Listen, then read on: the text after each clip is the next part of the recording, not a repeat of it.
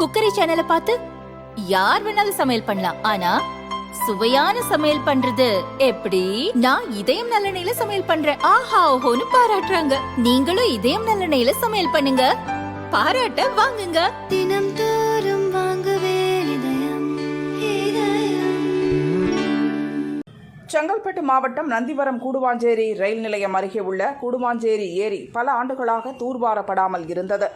ஏரியை புனரமைத்து பொதுமக்கள் பயன்பெறும் வகையில் பூங்காவும் அமைக்க வேண்டும் என அப்பகுதியினர் நீண்ட காலமாக கோரிக்கை வைத்து வந்தனர். சமீபத்தில் 6.5 கோடி ரூபாய் அரசு நிதியில் ஏரி புனரமைப்பு பணிகள் நடந்தது. 3 மாதங்களுக்கு முன் பணிகள் முடிந்த நிலையில் ஏரியை சரியாக சீரமைக்கவில்லை என்ற குற்றச்சாட்டு எழுந்தது. பொதுப்பணி அதிகாரிகள் ஏரி சீரமைப்பு பணியை முறையாக கண்காணிக்கவில்லை என்று புகார் வந்தது. இது பற்றி அறிந்த செங்கல்பட்டு கலெக்டர் அருண்ராஜ் இன்று அதிகாரிகளுடன் திடீரென கூடுவாஞ்சேரி ஏரியை ஆய்வு செய்தார்.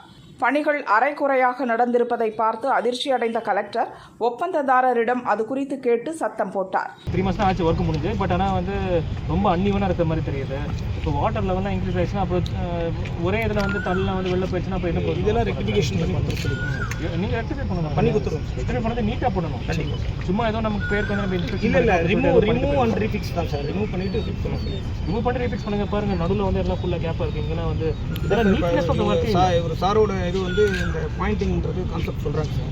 அதை நம்ம ஈஸ் ஆர்கிட்ட சொல்லிட்டு நம்ம பாயிண்டிங் சொல்லல, அது பாயிண்டிங் ரெக்டிஃபிகேஷன் கண்டிப்பா பண்ணிடுவோம். ஏரி புனரமைப்பு பணியில் நடந்த குளறுபடிகளை உடனடியாக சரி செய்யுமாறு அதிகாரிகளுக்கு உத்தரவிட்டார். கலெக்டரின் இந்த அதிரடி ஆய்வால் அப்பகுதியில் பெரும் பரபரப்பு நிலவியது.